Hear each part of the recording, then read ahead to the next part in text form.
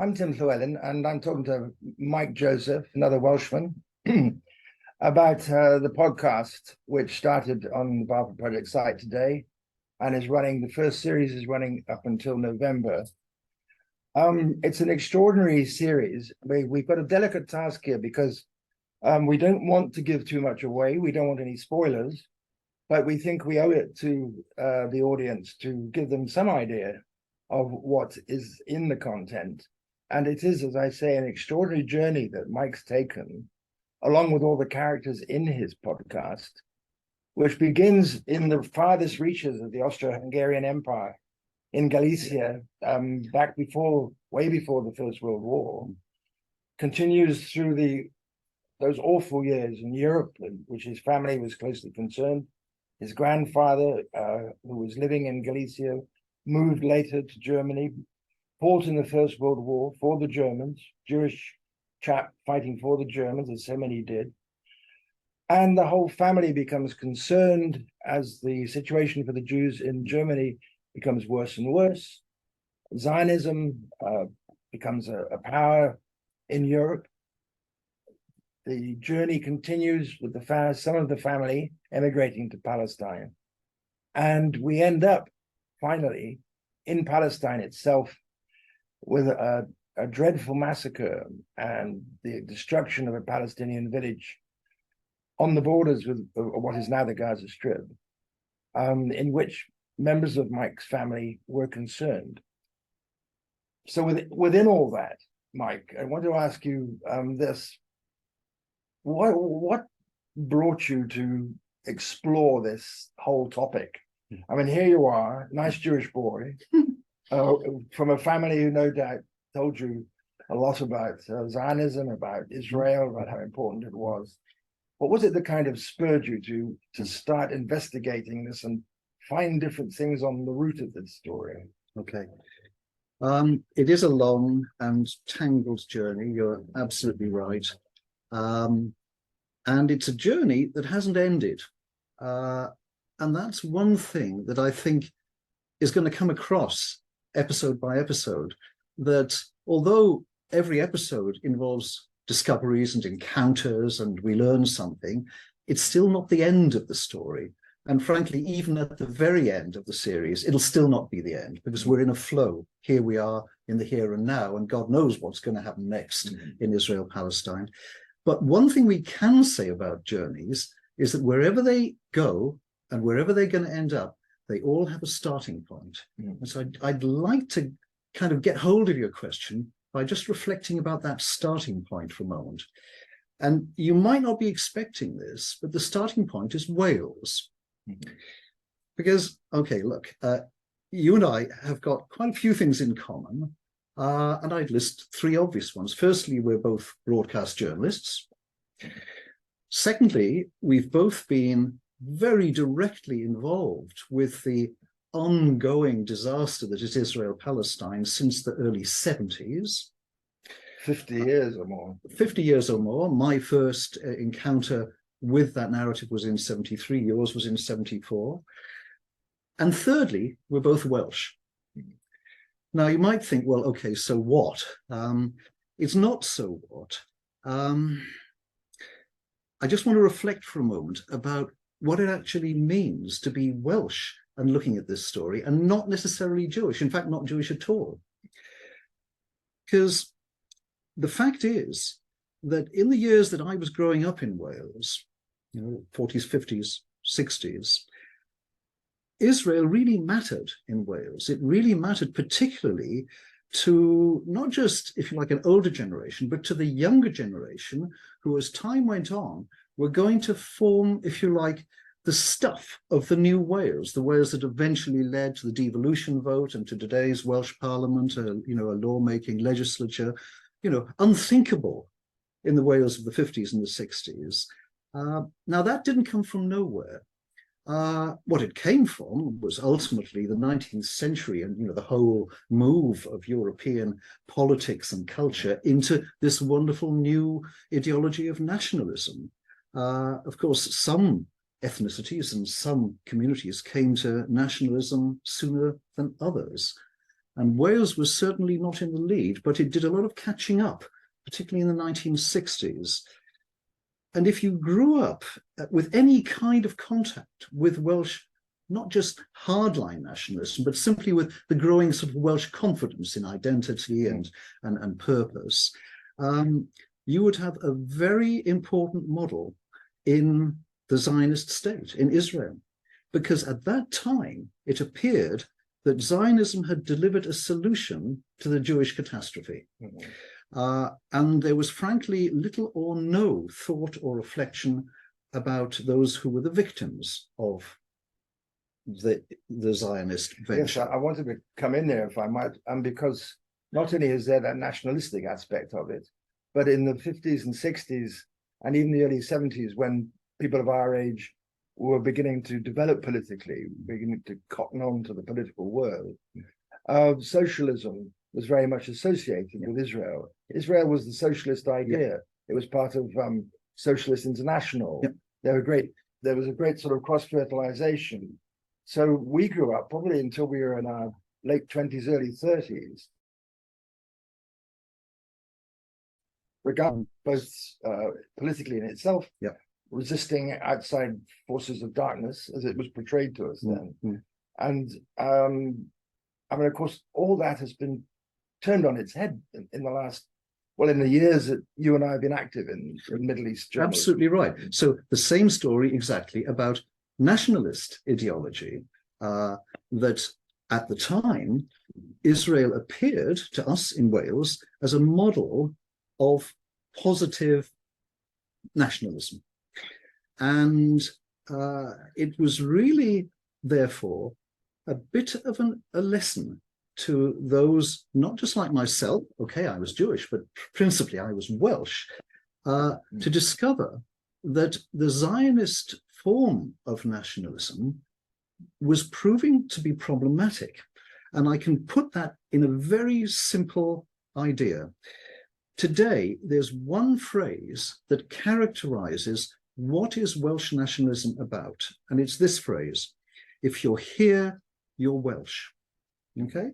Because Wales is a country of incomers. I mean, there's a lot of English people in Wales. There's a lot of people from Somalia. Come on, it's as much an immigrant community. Cardiff was one of the first immigrant cities in Britain, as much as Liverpool was.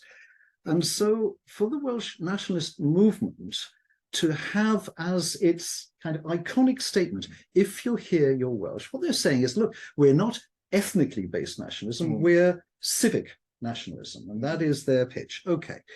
And I think the Scots nationalists have adopted the same, the same policy.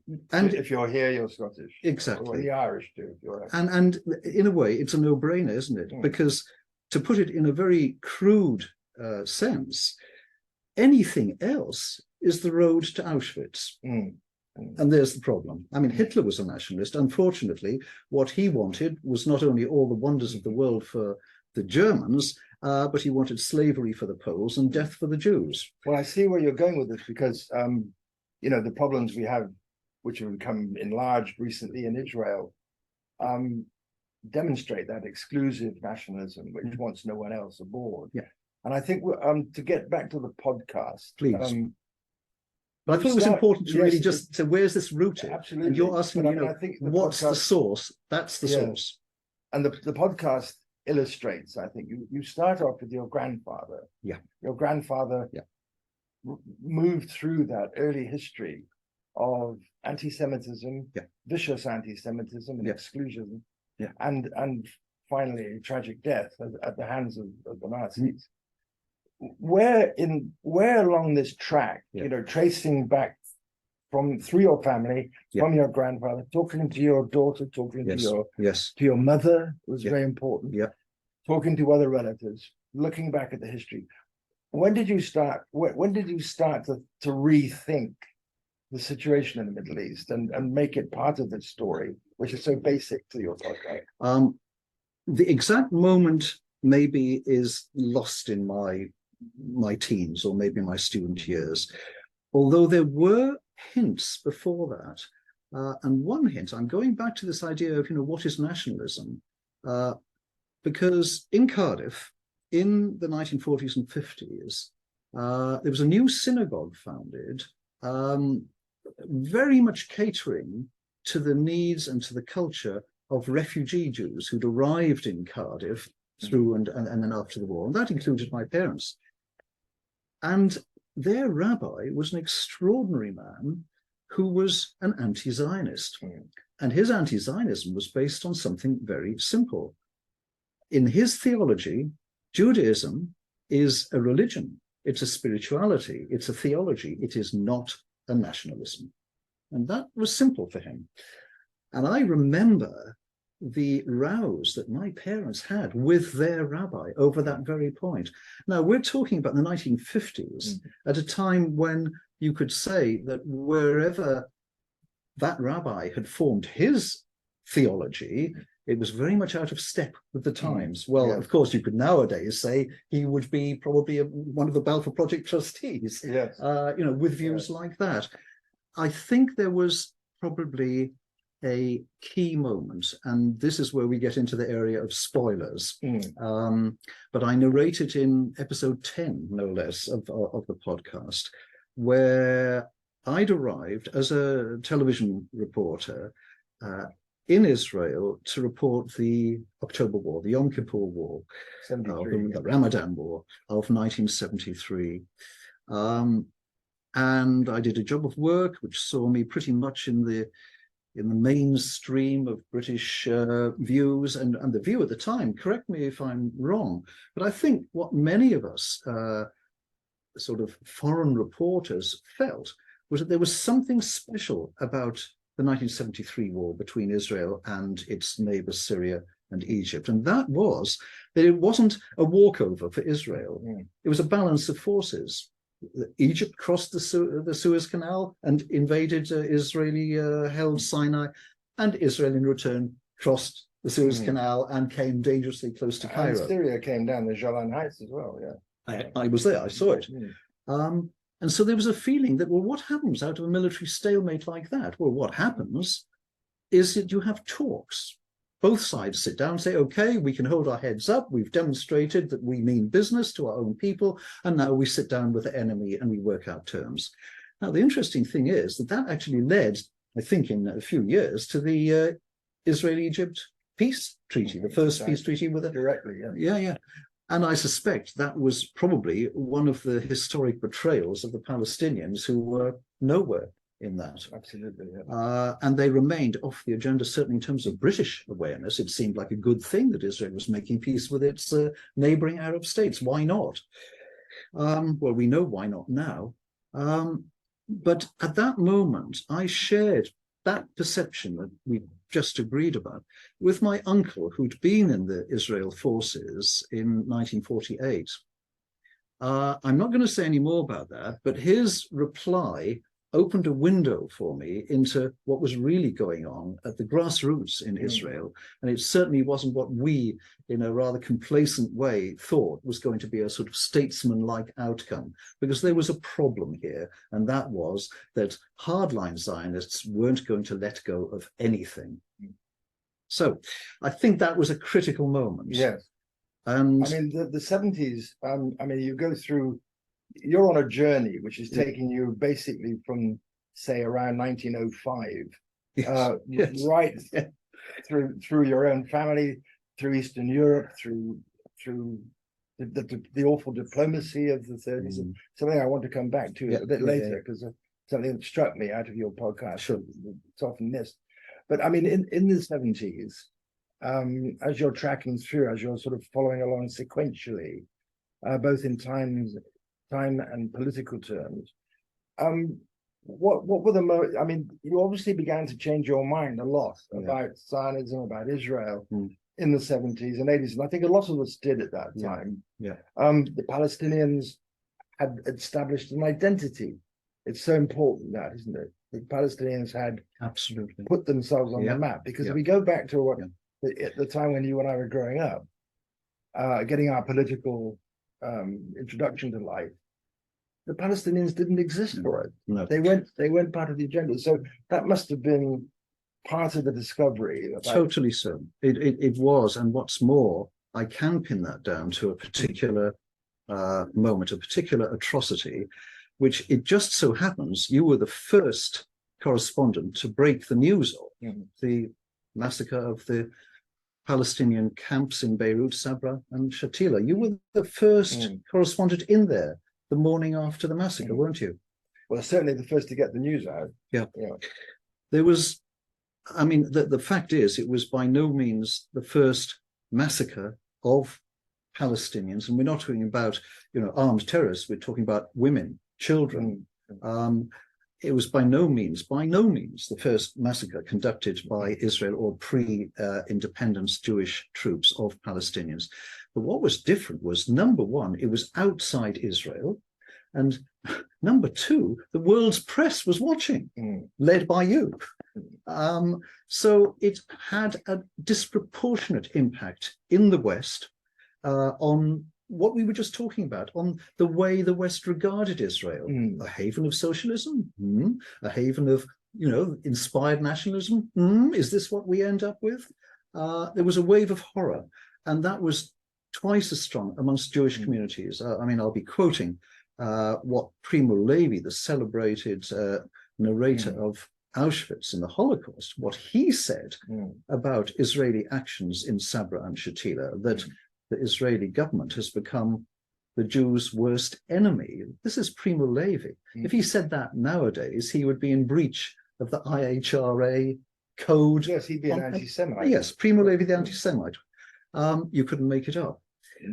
So, I don't think I'm overstating it to say that that moment was stomach-turning, not simply in terms of the naked genocidal violence. And in the strict term, I'm not using that as a term of, all-purpose abuse. Genocide is the targeting of communities, not just fighters, not just men, but women, children, the old, in order to destroy as a people. And that was what was happening within the camps. And indeed, I don't think I'm mistaken, it was a few years later that the UN actually declared Sabra and Shatila was a breach of the Genocide Convention. So that was key. But I want to get even closer now to my podcast series, because in a way I'm walking around it without diving in. Well, we're trying not to reveal too much. No, but we can reveal a few things, because they are actually revealed in the first episode, which goes live today. So, I'm not giving any game away. Yeah, I'm not giving the game away, assuming you've already listened. And if you haven't, well, here we are. You're getting a sneak preview. I was fortunate on more than one occasion to actually capture, either on recording tape or on film, one of these moments of discovery that I encountered without any planning, without any intention. And what you'll be hearing is the moment when I meet a man in Ukraine. I'm not going to talk about it in detail because it's there in episode 1. But to put it in a nutshell, he was a survivor of one of the largest massacres in the years of the Holocaust. It was a massacre that killed my mother's family, and he survived, escaped some amazing subsequent challenges to his survival, made it to Palestine, became a soldier with the Jewish and then Israeli forces. We encountered each other on the 65th anniversary of that massacre and talked for 4 days, pretty much non-stop. Unbelievable. He was an old soldier, so his stories were amazing, but he was also incredibly suspicious of me. You'll hear why in the episode.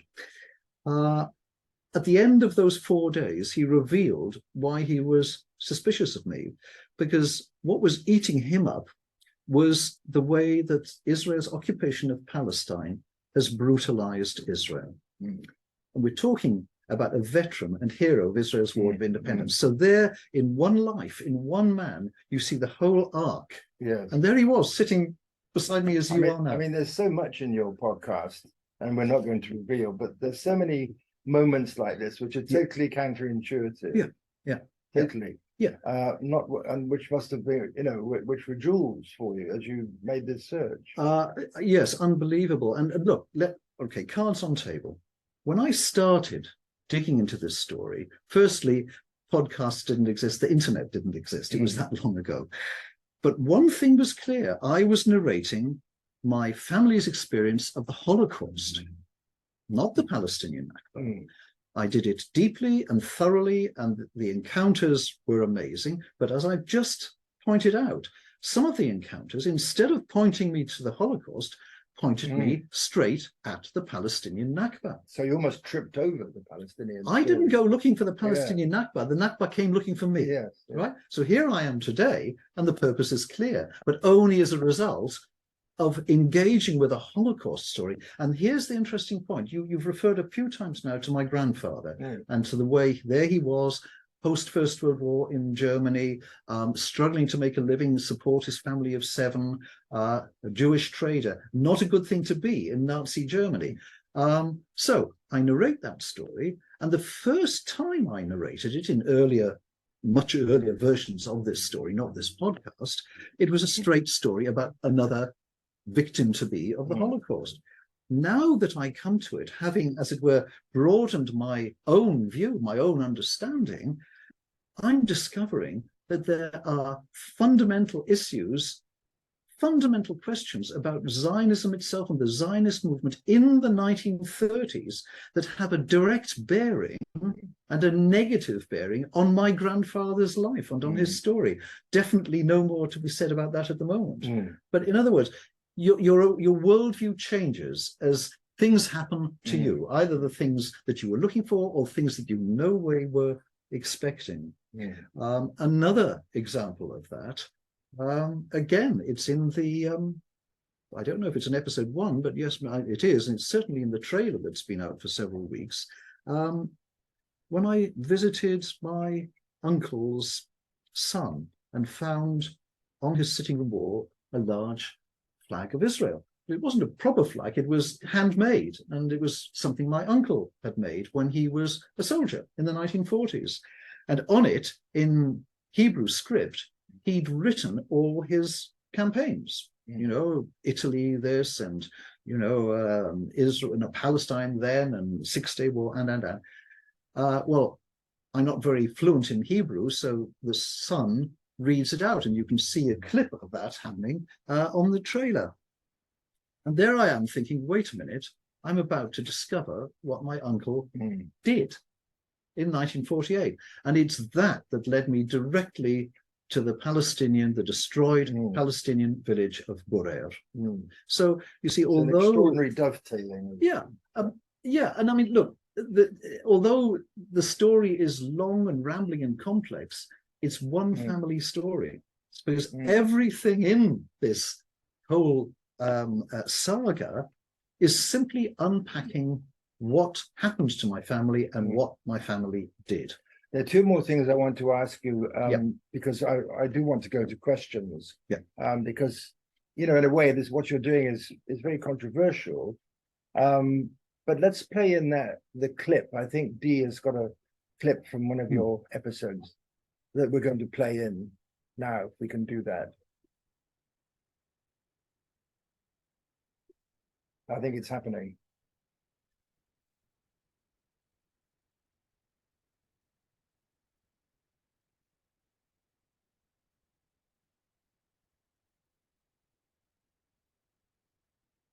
This series, Keys, narrates both the Holocaust and the Nakba.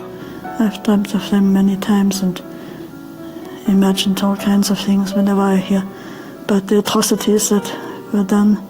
كنا واقفين وانا والله بعيني اطلع والناس من الجوع وهذا الاكل يجرون وراحوا لرحمة ربهم خلاص. We know that bringing the Holocaust and the Nakba together will incense many people.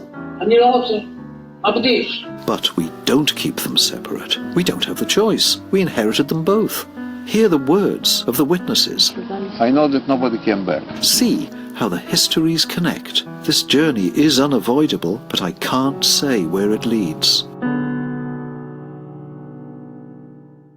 Absolutely, that sums it up, I think, very, very succinctly. That I mean, I know that it distresses a lot of people to think that we are, for example, trying to compare the Holocaust with the Nakba. And of course, that's not at all what we're doing, and you can't do that, and nobody should try. But the two stories are interlinked in extraordinary ways. A lot of them absolutely against the sort of grain you might expect. And that's one of the things I find fascinating in the podcast, because you suddenly get these googlies thrown at you that you just don't expect. But I wanted to ask you, because I think we should think soon about questions. We've got about another 5 minutes of chat. Okay. One of the things that I think inspired you to get on with this series was listening to one of our old friends, alas, the late Rosemary Hollis, who was a good friend of the Barfoot Project. Yeah. Was a patron of the Barfoot Project.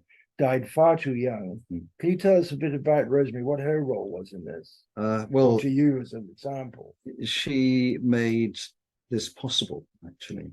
I came across Rosemary, well, what proved to be only a few months before her sad and premature death.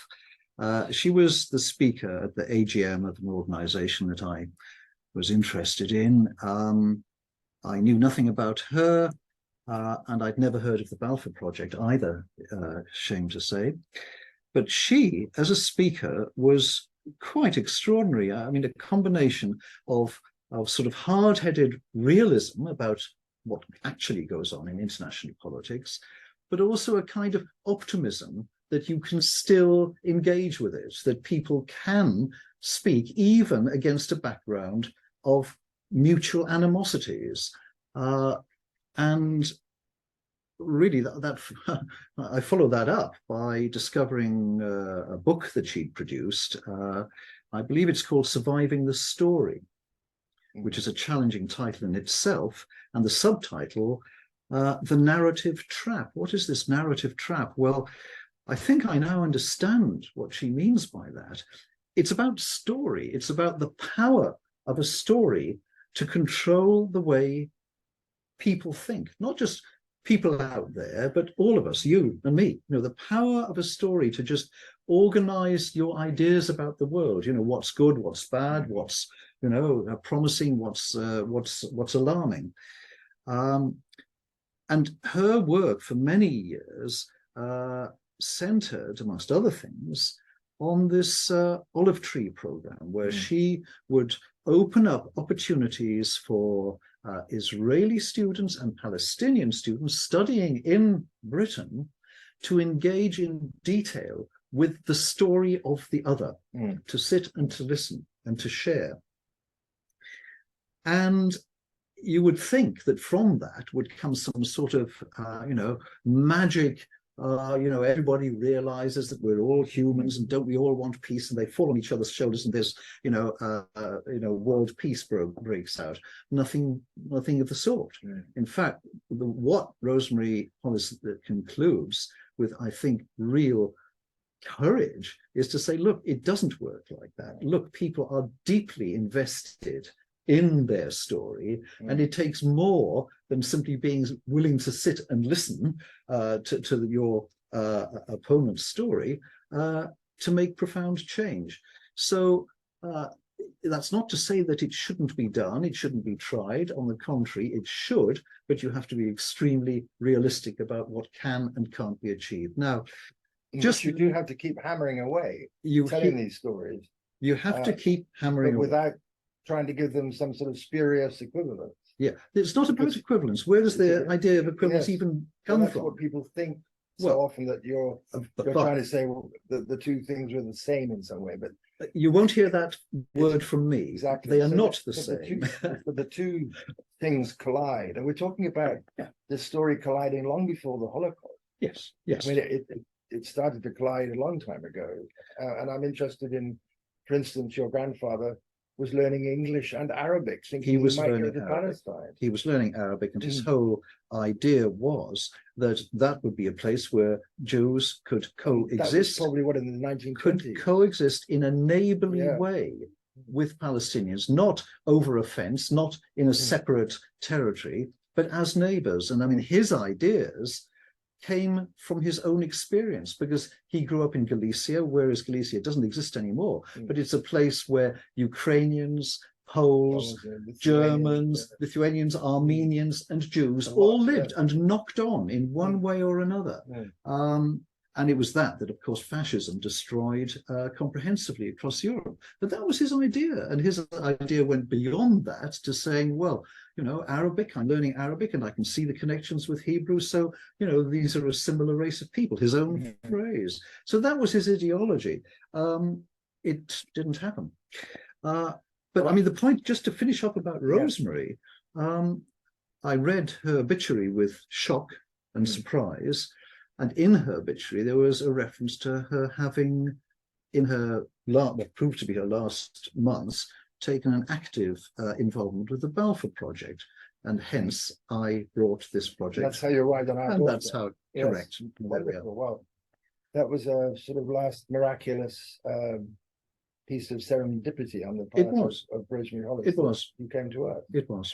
Well, look, we've touched on, I think, the sort of main themes behind your podcast.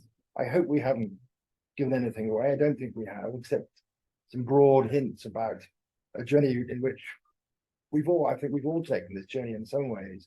People who started in the Middle East at a certain time and have learned things and have reversed their opinions and have ended up facing in the other direction. And I think out of this podcast and many other of the projects that we at Balfour do, is aimed at that, is aimed at getting people to listen and to change minds. And it's very crucial at the moment, especially given what's happening in Israel. Absolutely. The rethinking that's going on there is that we should strike these irons while they're hot. Yeah. Now, I hope we've got a bunch of questions there, because I'm going to hand back, if I can, to Dee, to see if we've got some testing, rigorous questions for Michael. We have some great questions, so thank you. There's still time to post questions in the chat box if you have any. I'm going to start with two comments. One from Susan Murphy, fascinating, so looking forward to listening and finding out further aspects and links. And from Harry Hagopian, who I think you know, Mike, he says, I don't really want to ask a question, but simply to salute Mike. In a previous life, he worked with me in terms of the Armenian genocide and the nexus between Armenian and Jewish experiences, a great experience. So I just wanted to read those out because they were adorable. So I'm going to start with Asha Phillips, who has sorted out the sound issue, so that's great. Welcome back. You've said that the journey of this project is unavoidable, but you can't say where it leads. What outcome would you consider a success for this project, and what would make you feel like it had failed? What would be a success, I guess, is if it encouraged other people who've got similar complicated family histories, if it encouraged other people to do the same thing. Because I think in family, there is a bit of a clue to what goes on and where ideas not only get formed, but also get changed. One of the people that I'm happy to be working with at the moment is a Hebrew translator who's doing a great job of work for me. But I listened to some of her Zionist ideology with skepticism. So she's a mainstream, you might call her a soft left Zionist, but a Zionist nonetheless. She is immensely proud of her son, who happens to be a journalist with Al Jazeera. Now, that is a delicious contradiction. It's a very familiar contradiction. Clearly, there's a process happened in that family that is familiar probably to many Jewish families. I narrate in this series the way that my own ideas diverged from my mother's through, my business of growing up and realizing that what my parents had told me ain't necessarily so. So that goes on. And so if you want a practical answer to that question, what would be a success. It would be if more people started reflecting on the journey that had happened, not just in their own kind of experience and lifetime, but coming down through a series of generations.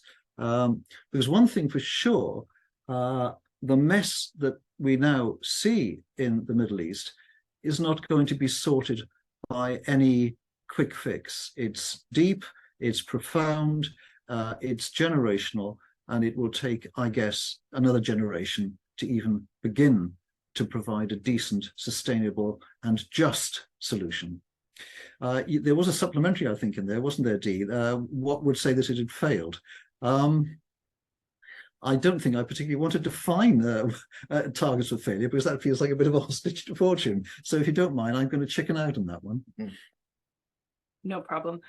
We have a couple of questions about the Welsh link and what you were talking about there. So again, from Susan Murphy, the Welsh nationalist link is fascinating. Can you say a little bit more?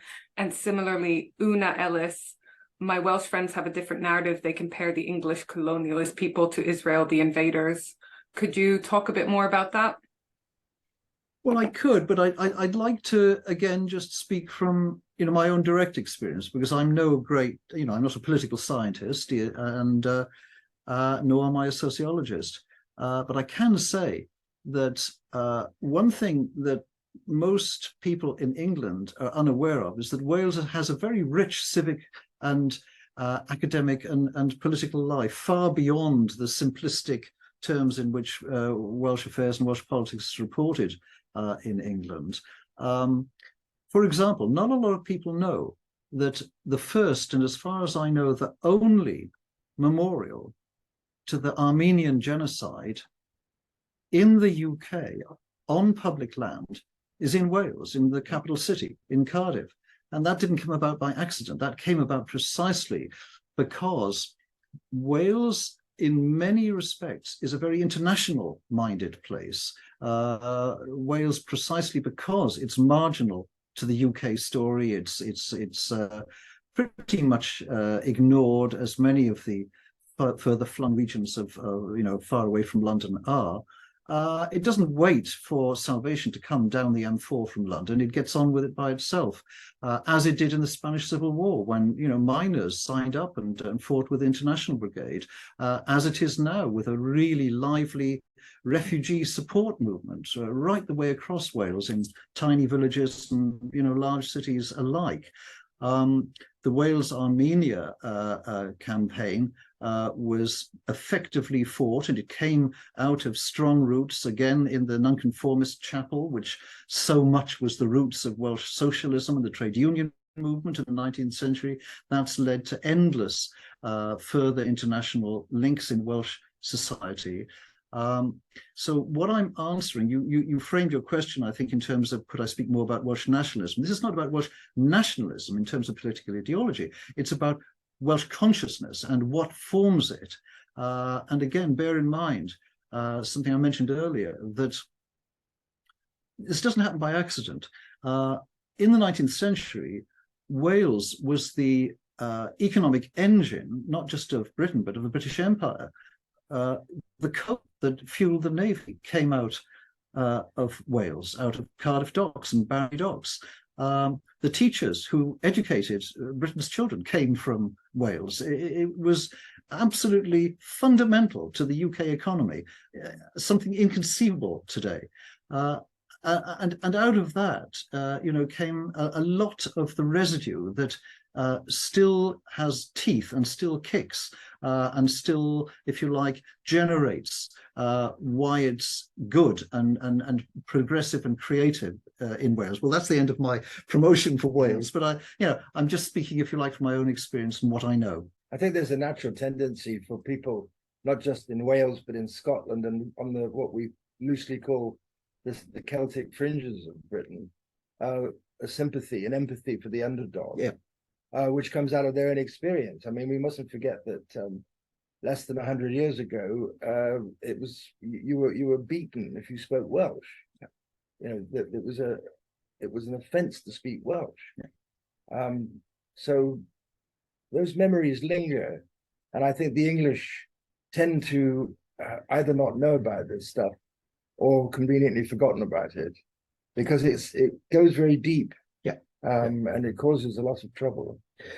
And it's not only something in history, but it's sadly something that is still kept alive by what I think is perfectly well understood in places like Leeds and Manchester and Newcastle, that too much of UK's political process and governing process happens in London.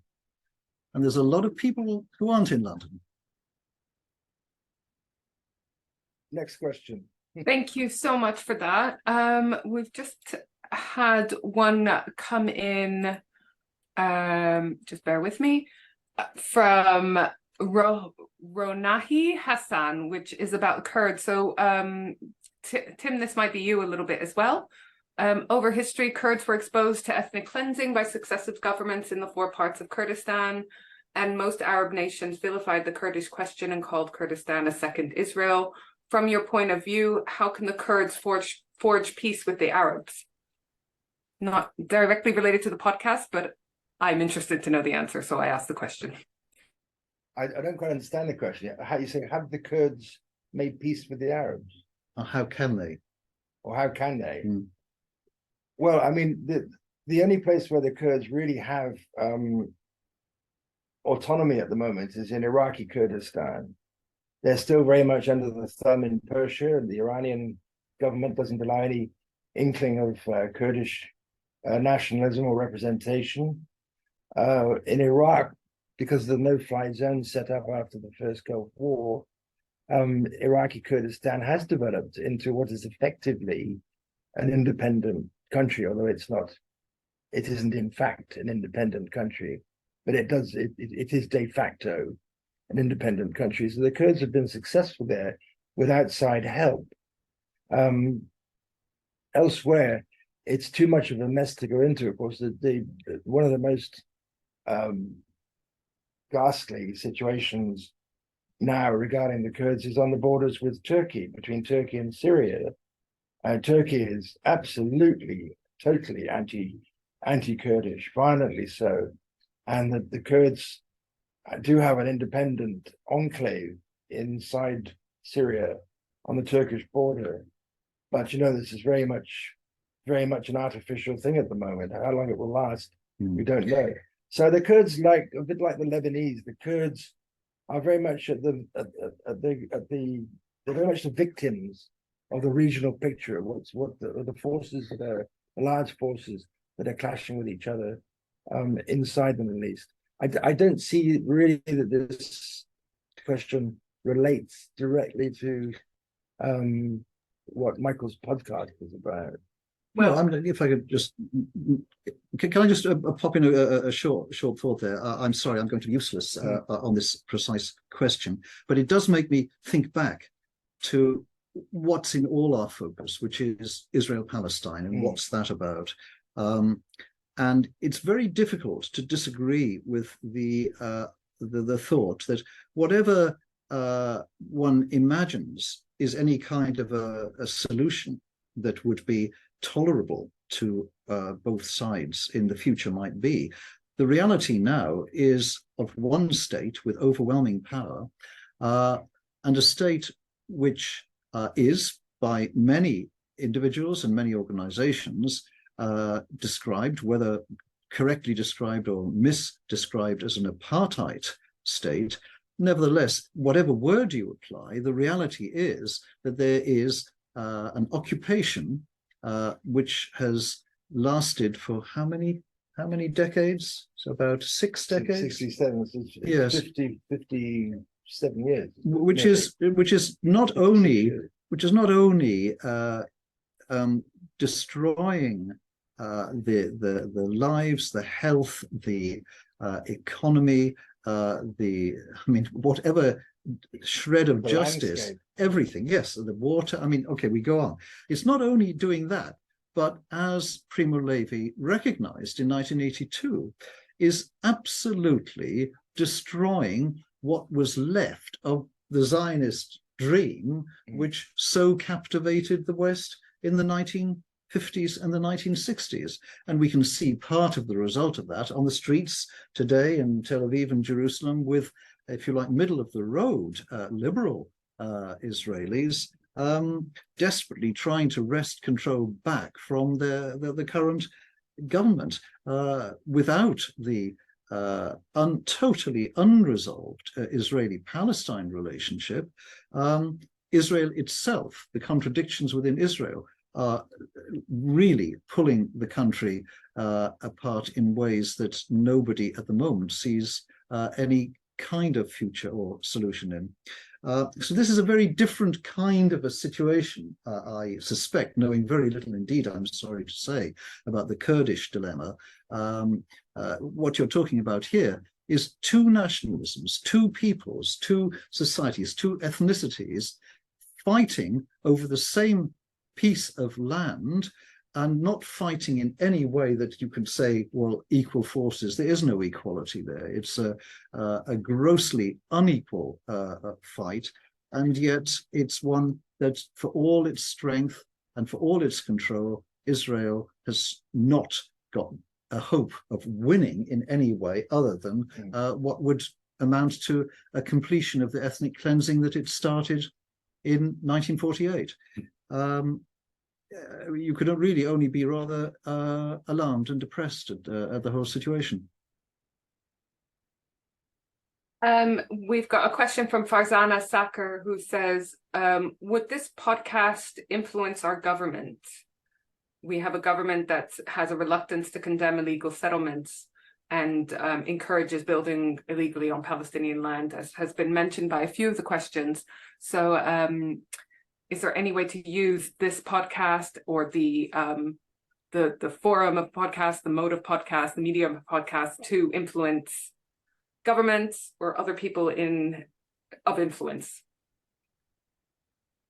Well, I think we are all of influence. I mean, you and me and, people. I'm going to be a bit of a sort of, banging the drum of family story here, because one thing we all is sons and daughters of mothers and fathers, and they had lives and principles and opinions, and they made mistakes, probably made as many mistakes as we make. And I think there's a kind of honesty about sticking with that. Everything I narrate in this long podcast, in this podcast series, comes from my own exploration of my own family. I'm not pursuing any particular ideology. I'm not pursuing any particular outcome. That's for, whoever has any kind of say in the matter to pursue in future.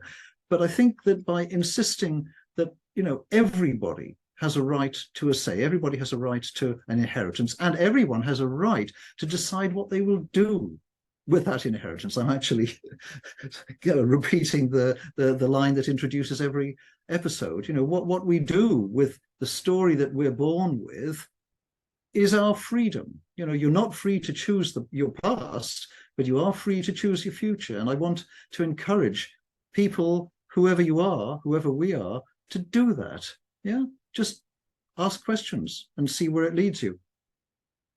I think a short answer would be that, what the BAFA project is trying to do, and Mike's podcast is just one element of it, is not so much to influence governments who are difficult, especially this government, and a rival opposition party that seems ideologically to be on the same track as regards Israel. I think what we're trying to do is to convince people, civil society in all its aspects, all of British civil society, through Mike's story, through Mike's podcast, through what we write, what we publish, what we put on WhatsApp, what we put on Twitter. We're trying to get messages out to encourage people to think about this and to take Palestine seriously, and to take Israel's crimes in Palestine seriously, because it's only through the voter that a government is liable to rethink, think and change its mind. So that's really the only leverage we have in the main, is to work on people and to get more and more people who are interested but perhaps don't have a lot of knowledge about this topic, not to be scared, not to be frightened off by idiotic and irrelevant charges of anti-Semitism, but to hear the truth of the matter. I think Michael's podcast gives you the truth of the matter. He's traced the story which goes on for 100 years, in and out, labyrinthine, but showing the truth of the matter.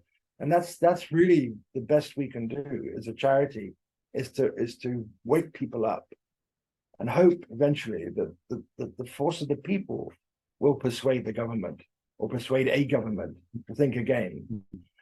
But I mean, it's a long, slow process, and really, in the end, it's interests, it's interests that change governments rather than morals.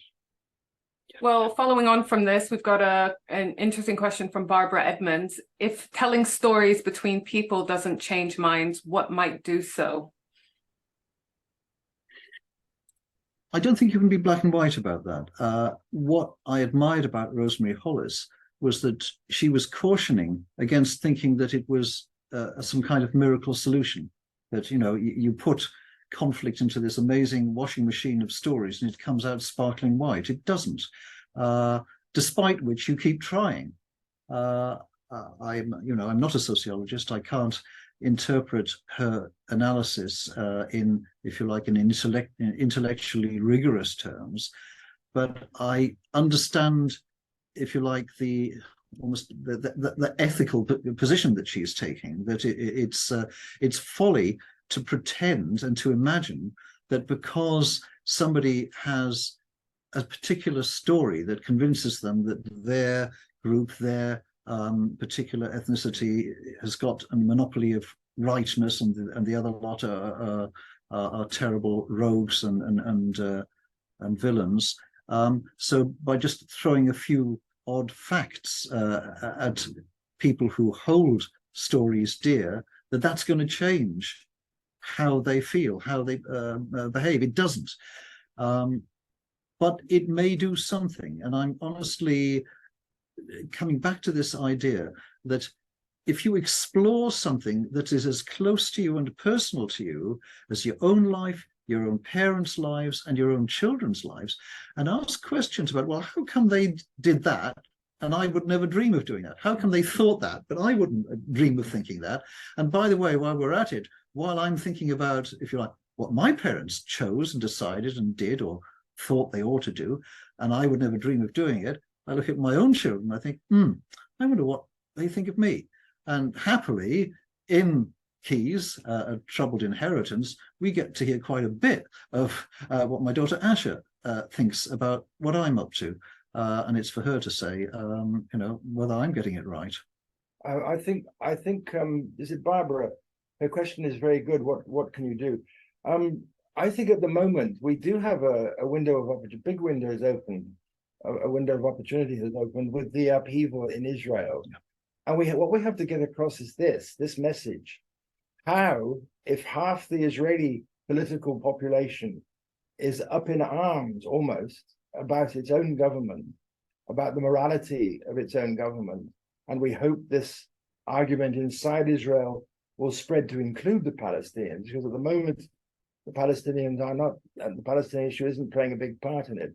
But just to take Israel itself, if these massive upheavals are going on inside Israel by Israelis, for Israelis, with Israelis, how can any government ignore this and keep barreling on, supporting a government which its own people can't stand anymore?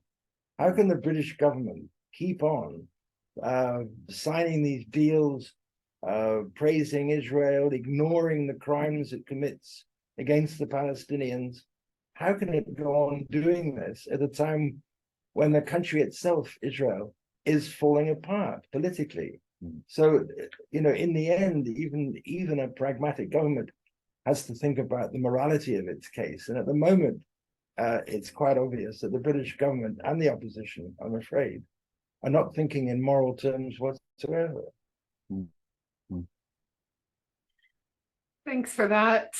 We've got a sort of comment and a question from Jenny Kassman, which I found fascinating. She says she's spent a lot of time in the West Bank since 2011, apart from the COVID years. She's been present at a lot of attacks by settlers and witnessed the violence and sheer hatred of the settlers and the soldiers protecting the villages and protecting the settlers as they burn down olive trees, attack farmers and internationals and Palestinian homes. She's seen settler graffiti saying "gas the Arabs." She's Jewish, by the way, from a mainly Zionist family in which most members don't want to know about the ghastly things that she has witnessed and experienced in the occupied territories. And so her question is, how do you think the Holocaust has affected the mindset of the majority of Israelis, particularly the young? And she says she's aware of some brave exceptions. She's met some of them, but in general, how has it affected the mindset of the Israelis and the young? I think the Holocaust has gone through a series of different positions in Israeli society and culture. I'm no expert on this. I'm not Israeli. I've visited on several occasions and I have many relatives in Israel, but my impression is that for the first 10, 20 years, the Holocaust was a subject not much spoken about in Israel. And if it was spoken about, it was really to criticize. It was really to say, well, this is what happens when Jews were weak, when they were disconnected from the soil, when they were disinclined to fight, when they went like lambs to slaughter in the gas chambers.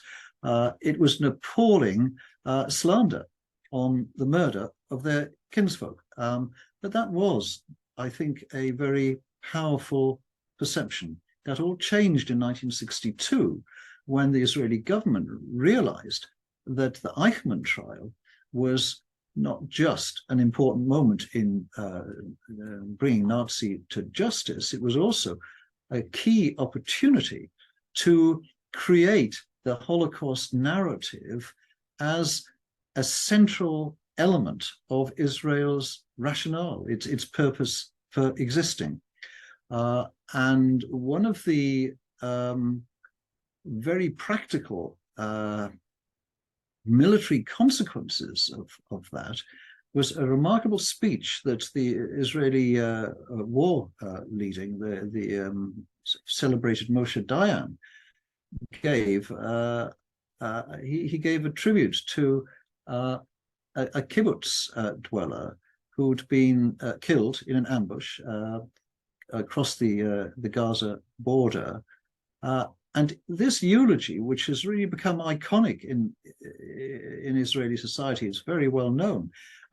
He talks about how the eyes of the slaughtered in the Holocaust are looking at today's generation of Israelis to be strong and to be eternally vigilant against the hatred of those that we have dispossessed. Moshe Dayan made no bones about the fact that, of course, they look at us with hatred, because why wouldn't they? We've taken their land. And you can see the physical manifestation of that today.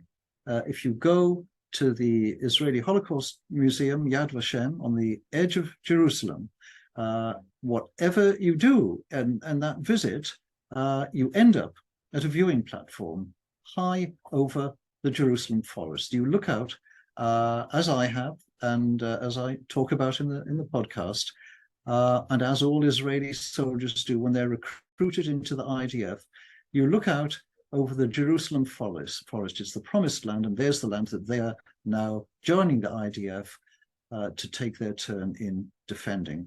What they don't see is that under the trees in the Jerusalem forest is the ruins of Deir Yassin, one of the most successful Zionist massacres in 1948. And the reason it was successful is that, being that it was so close to Jerusalem, news of the massacre spread like wildfire, and all the neighboring Palestinian villages didn't wait for the same fate. They fled. And that saved the Haganah, the Jewish forces, from having to push them out with violence. Very useful. A couple of fewer massacres and an awful lot fewer Palestinians. And so that is in the view from Yad Vashem. You couldn't make it up. It's a piece of, well, I actually think there's some psychological understanding needed about that. Why would you put a Holocaust museum in a position where it looks over another act of violence that was fundamental to the founding of the Jewish state and then deny it? You're looking at something that you're going to deny. I mean, there's something captured in that. We mustn't forget that when that happened, it happened in April 1948. It happened before the British had left. The British were still supposed to be protecting the Palestinians. Yeah. So I mean, our record is pretty disastrous. There's another theme that struck me listening to some of I haven't listened to all of them, but listening to some of Mike's podcasts. If we got time, it's just something I noticed. I don't think a lot of people realize the Holocaust came really after Israel. The bones of Israel had been established. The bones of Israel had been made by the opening of the Second World War. Yeah. And the channeling of Jews to Palestine happened between, if you like, two hammers.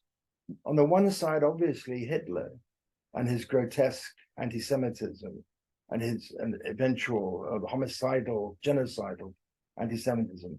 But on the other side were the Allies, who were refusing to take Jewish people fleeing from Europe. The Americans, the British, the Canadians, the Australians, most of the Latin American countries, all the places that Jews would probably have preferred to go to find a new life, closed their doors. So where else were the Jews to go? There was one place that was open to them, and that was Palestine. So in a sense, the Allies, we in the West, played a very crucial part in creating this horror inside Palestine. And Tim, in one of the episodes, I can't remember the number, it's either 4 or 5, I reveal what the Zionist position was in that very moment, in, I think it was 1934. I'm going to say no more about it now. It certainly would be a spoiler, but you need to know how the Zionist movement responded to the Allied refusal to take any more Jewish refugees from Hitler. Listen in our next, as they say. Yeah, they do.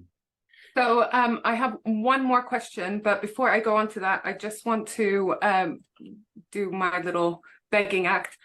We have got a bunch of really, really fascinating webinars lined up over the next few months, and they are free. And we put the recordings, as we will do for this one, on the website. So even if you can't attend live, you can watch the recordings. We really encourage you to share with anyone that you think is might be interested. We try to come at the Israel-Palestine question. I don't really like that word, but you know what I mean, from different angles. So through the arts and through, getting lawyers and historians and all sorts of people coming along to speak to you all. So do share them onwards. That would be really, really helpful. Do share Mike's podcast, because it's so interesting. It's so fascinating. It's a really, really easy way to get into the issue if you're unfamiliar with it. Not that the subject matter is easy, but in terms of just being very enjoyable at the same time as informative. So do share that around as well. And if you can support our work through any kind of donation, I'm going to be popping the link in the chat box. I'm also going to put the link in to sign up to do a regular donation. If you sign up to do a regular donation, a monthly or an annual donation of any amount, it means you become a friend of the Balfour Project. And that comes with a bunch of benefits, like we have a sort of quarterly friends meeting with different key people in the Balfour Project, where you can interact with them a little bit, give them feedback, ask questions and so forth. It also means that you get free or discounted tickets to things like our online screening and our in-person events. So please do consider that, because the regular donations really do help us planning our activities in the future. It cuts down on admin costs. So it's really, really helpful. So I'll pop those links in the chat box. But In the meantime, I will ask the final question, which is from Andrew Whitley, who is the chair of the Balfour Project. He says, once they have reached the end of the podcast series, what conclusions or perhaps lessons would you think the audience are likely to take away? And what would you wish them to do with their newfound conclusions?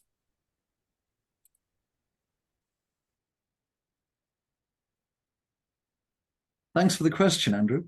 You're making me think, which is great. That doesn't necessarily lead to me offering an answer, but it certainly does make me think.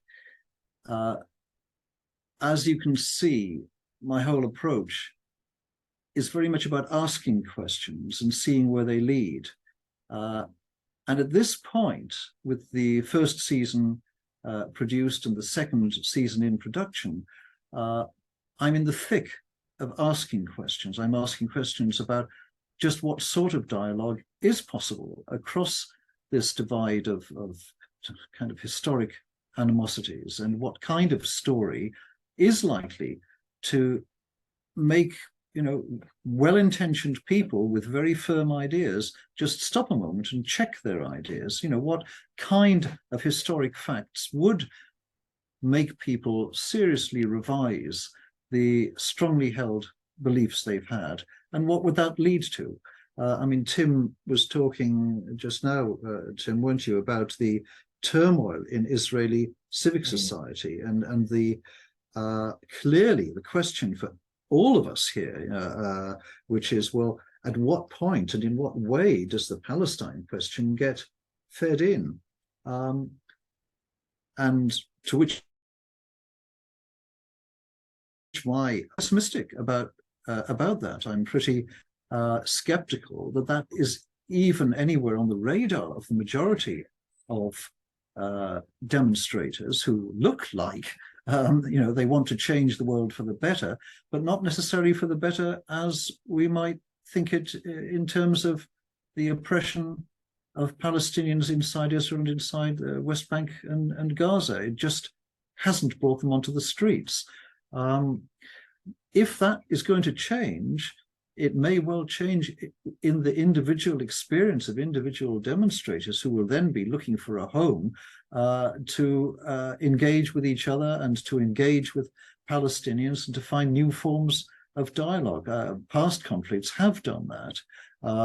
One of the most interesting movements in Israel-Palestine is a movement of former combatants. I believe it's called Combatants for Peace, where former IDF soldiers, Israeli Defense Force soldiers and airmen, have sat down with former Hamas fighters and actually talked. And we've talked about, does sharing stories change anything? Well, the fact that they're sitting down and talking is in itself a change. If they're talking, they're not fighting. And gosh, that reminds me of Churchill, doesn't it? George. I just would like to add something in answer to Andrew's question, which I think might maybe too modest to state. I think what Mike's podcasts show us is that it's wrong to have clear lines of thinking and ideology about anything. It's quite permissible to think backwards, sideways, differently about concepts. We see it time and time again in the podcast, but in real life, that there are people on the Israeli side who are thinking against the grain. There are people on the Palestinian side who also have to think against the grain. Because to take implacable positions, it's all very well to be obstinate, to be strong. You have to be in the situation that the Palestinians are in. But that doesn't apply to thinking about the future and to thinking, how are we going to blend? How are we going to get this problem solved? And I think what we're seeing in Mike's podcast is that people don't always think in the most obvious way you think they're going to think. And what's happening in Israel now demonstrates that there's nothing monolithic about Israel. Nothing necessarily. It seems that way. It seems like a force that cannot be changed, but it is being changed from within. So this is where we have to jump in and take advantage and capitalize on this period of massive instability inside Israel, because it's happening for a reason. No, I support all that. Yeah. I don't think I'm giving away any spoilers to say that after season 2, we're planning on having you back, Mike, to talk to us about what has come out throughout the season. So it'd be really interesting to hear what people did take away and what their conclusions and lessons were from the podcast at that point. So that would be good. Yeah. So as a reminder, the episodes come out every Wednesday at 8 a.m. wherever you listen to your podcasts or your music. It's also on Amazon Music, Audible, as well as Spotify, Google Podcasts, Apple Podcasts, and so forth. So or you can listen to it directly on our website if you don't listen to any of those things. So don't be put off if you've never listened to a podcast before. You can just listen to it straight on our website if that helps. So I would like to thank everyone for coming along to listen to us all today. And also, of course, you, Tim, and Mike for joining us, and Mike for producing this amazing podcast season. Can't wait to see how it plays out. And yeah, I'm looking forward to having you back as well. So, many thanks. Thank you, everyone. I will be sending the chat box to Mike and Tim, so they'll be able to see everything that you've commented and questions. Apologies because I haven't managed to get through all of the questions. Apologies also because a lot of people have been typing Welsh things in the chat box, which I'm just not even going to attempt. So I'll translate them for you later. I just don't want to start some international incident by mispronouncing Welsh words. So I will pass that on to you. Lots of people saying thank you, great work, etc., etc. So I will pass that all on to Mike and to Tim. So I will let you all get on with your evening. And if you haven't listened to episode 1 already, then do check it out. Thank you so much, everyone, and goodbye. Da iawn wir. Hwyl.